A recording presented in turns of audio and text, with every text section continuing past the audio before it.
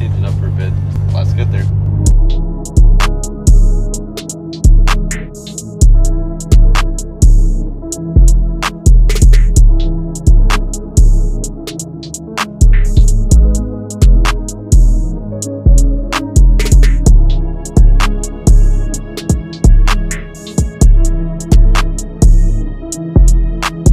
Another thing is, every time I drive this car, it just remembers me, or, wow, it reminds me that I have a couple rattles I have to figure out what they are. I know the front, it's either the stabilizer link or the ball joints going, which, fun, but there's one like right in the middle under the shifter, and I'm not sure what it would be exactly, but I guess before it gets too cold out, get under the car and make a parts list, figure out what we need. And the one by the shifter, it's not always there, but it's there pretty often, and sometimes you'll even hear it pretty loud whenever it's idling.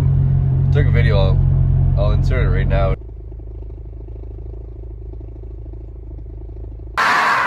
Now it's been about 5 days since the last clip, and I was gonna unload the 450, but needs an oil change, and trailer is a level place to do an oil change, so before I unload it, I'm gonna do that.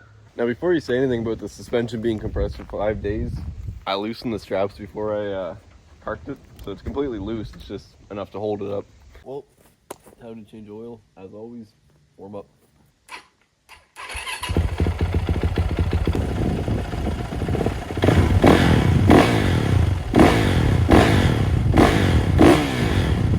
Now, I would prefer to use Yamaha's oil, but I couldn't buy any, so I'm gonna have to improvise. Pennzoil is all I could buy. It's gonna get changed after 3 or 4 hours anyways, so it'll be fine now.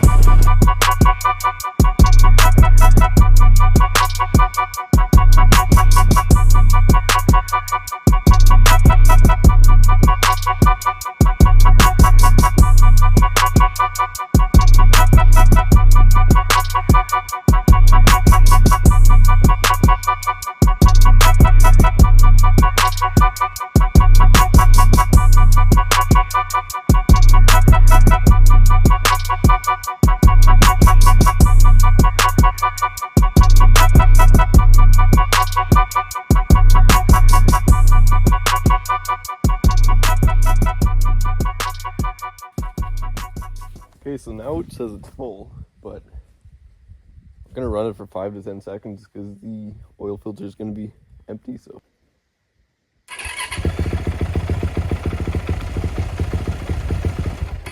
We're a little low. Now one more time, just run it.